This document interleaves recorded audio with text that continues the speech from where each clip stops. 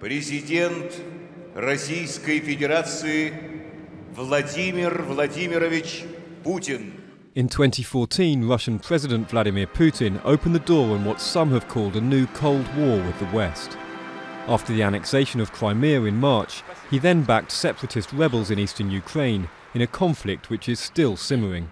Both Russia and the West have since traded accusations of imperialism and bullying. If this never happened, the West would have thought of some other excuse to contain Russia's growing possibilities, to assert their influence and use the situation in their own interests. Putin has slammed G20 member countries for imposing harmful sanctions on Russia over Ukraine and rallied against what he sees as NATO expansionism. But at a testy annual summit in Australia, it was the Russian strongman who came under fire. And he left early, he says, because of the long flight home.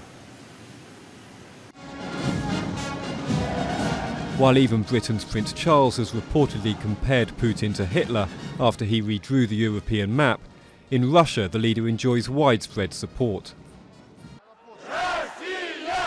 Moscow saw the annexation of Crimea as its natural return to Russian territory, and it triggered a surge in patriotism across the world's largest country.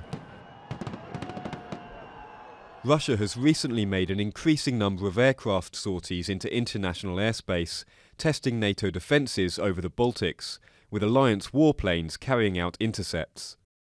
Putin believes he's on the side of right, and might. Quite simply, we're stronger. Than who?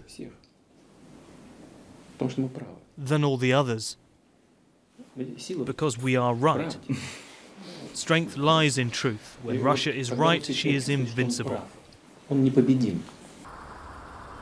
The Western sanctions and falling oil prices have seen the Russian ruble plunge to record lows, and the World Bank is predicting a recession in the country next year. But Putin, who's already been in power for 15 years, is holding his nerve in the hope of a place in the history books, as the Russian strongman who reclaimed Russian pride.